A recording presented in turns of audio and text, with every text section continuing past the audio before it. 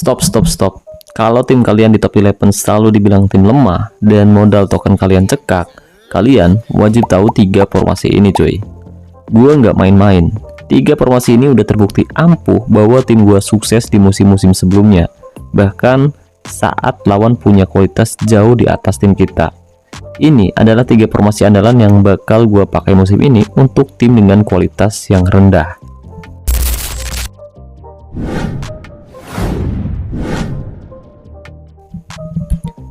Halo guys, assalamualaikum, selamat datang kembali di NN Top 11 Channel. Apa kabar semuanya? Semoga teman-teman selalu sehat dimanapun berada.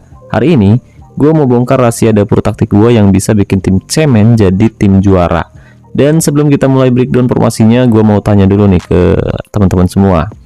Kalau boleh tahu, musim ini kalian pakai formasi andalan apa nih? Dan taktik apa yang menurut kalian paling sering jadi penyelamat di menit-menit krusial? Coba share di kolom komentar video ini. Tapi sebelum komentar, yuk bantu support terus channel ini dengan cara klik tombol like maupun subscribe. Terima kasih. Oke guys, sekarang mari kita bahas formasi pertama. Dan ini adalah formasi penyeimbang yang gue pakai di akun ketiga gue yang baru gue buat musim lalu. Formasi pertama ini sering disebut sebagai varian dari formasi 4-3-3 holding, yaitu formasi 4-1-2-2-1 P-style. Susunannya standar. Di lini belakang gue nempatin 4 back, didukung 1 DMC buat nahan serangan balik lawan, 2 MC sebagai poros, dan di depan kita punya 2 winger agresif, yaitu AML dan AMR, buat ngasih suplai bola ke striker tunggal. Nah, untuk taktiknya sendiri, kali ini gue pakai taktik dengan mental tim menyerang, fokus umpan perpaduan, gaya umpan perpaduan, gaya tekanan rendah, gaya tackle mudah, gaya penjagaan jaga daerah tertentu, dan jebakan offside nyala. Oke, dan kelebihan formasi ini yaitu stabil. Nah, DMC kalian bakal jadi filter pertama, dan winger kalian nggak gampang habis bensin atau nggak gampang habis stamina. Dan ini cocok banget buat awal musim di akun baru kayak gini cuy, karena formasi ini cukup fleksibel untuk menyerang maupun bertahan. Tapi perlu diingat, formasi ini juga punya kelemahan cuy, yaitu di lini tengah yang seringkali rentan ditembus kalau lawan pakai double AMC. Karena di sini kita cuma nempatin 2 MC, jadi formasi lawan yang padat di tengah dengan narrow kayak formasi 4-1-2-1-2 Diamond seringkali bisa dengan mudah mengisolasi DMC kalian cuy. Oke, sekarang mari kita lanjut ke formasi yang kedua. Dan ini formasi yang gue pakai di akun kedua gue cuy, yaitu formasi 3-2-4-1. Ini adalah formasi yang cukup unik. Jadi kita cuma pakai 3 back, tapi lini tengah tim kita padat banget. Ya, kita punya 2 back sayap, 1 back tengah, 2 gelandang tengah atau MC, dan 2 AMC. Di depan AMC ada striker. Jadi ada 6 pemain yang siap ngacak-ngacak lini tengah pertahanan lawan. Nah, untuk taktiknya di sini gue pakai taktik dengan mental tim menyerang, fokus umpan perpaduan, gaya umpan pendek untuk gaya tekanan rendah, gaya tackle mudah, gaya penjagaan jaga daerah tertentu, dan jebakan offside nyala. Oke, jadi formasi ini jago banget buat menguasai bola di area lawan cuy. Jadi kalau kalian ketemu lawan yang pertahanannya rapat di tengah, formasi ini bisa jadi kunci buat ngebongkar dari inner channel. Nah, namanya juga 3 back.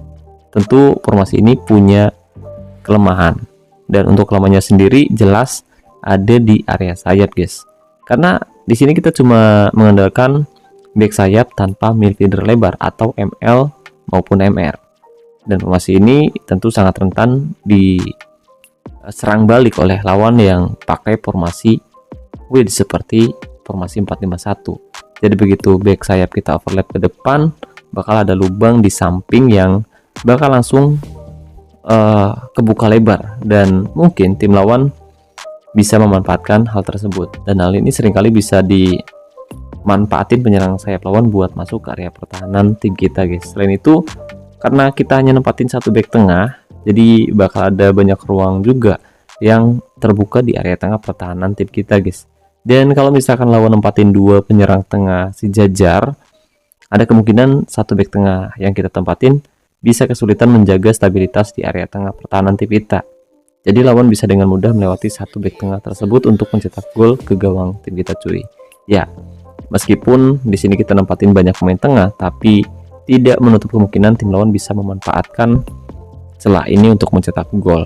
Dan di sini kalau kita perhatikan formasi 3-2-4-1 yang gue terapin memang benar-benar ofensif, dan ini termasuk strategi total football yang bisa kalian gunakan di musim ini. Oke, dan sekarang mari kita bahas mengenai formasi terakhir yang bakal gue pakai di akun utama gue, dan ini formasi andalan gue yang ketiga, yaitu formasi 3-2-1-3-1. Jadi ini tuh formasi yang paling defensif di area tengah, tapi paling ngegas di area depan. Kenapa? Karena di tengah kita numpuk 2 DMC dan 1 MC. Kemudian di belakang juga ada 3 DC atau 3 back tengah. Jadi ini tuh pertahanan baja tim kita cuy. Dan di depan kita punya AMC, kemudian ada 2 penyerang sayap AML AMR yang bakal melakukan serangan cepat dan bakal ngebantu striker tunggal kita buat nyetak lebih banyak gol. Nah, untuk taktik kuncinya sendiri sama dengan formasi yang kedua tadi, yaitu menyerang, umpan pendek, tekanan rendah, tackle mudah, jaga daerah tertentu, dan jebakan offside nyala.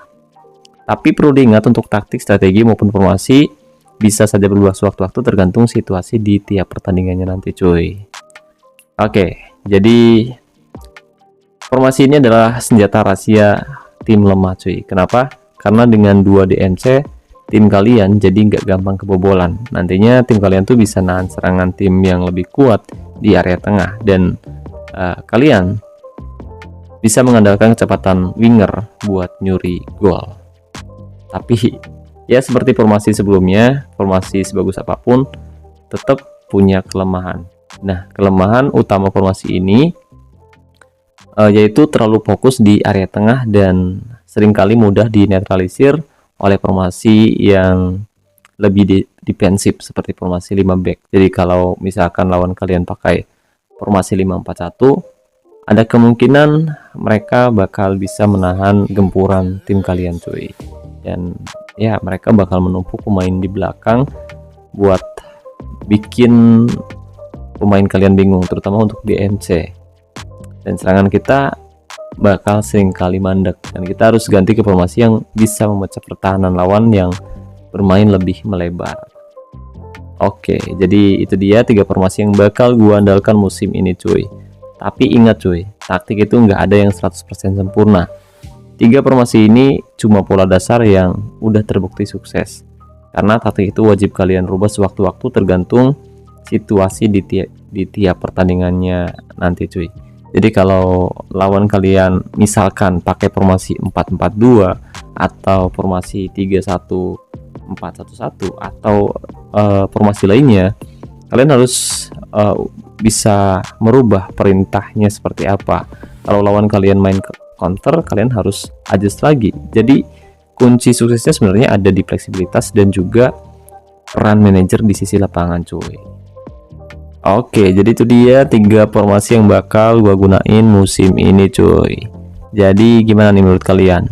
Dari ketiga formasi ini, kira-kira mana nih yang paling bikin kalian penasaran? Coba share di kolom komentar video ini. Kalau kalian suka breakdown taktik yang mengalir kayak gini, jangan lupa like dan subscribe ke channel gua. Sampai ketemu di video selanjutnya. Wassalamualaikum, salam olahraga, salam Top 11 Indonesia.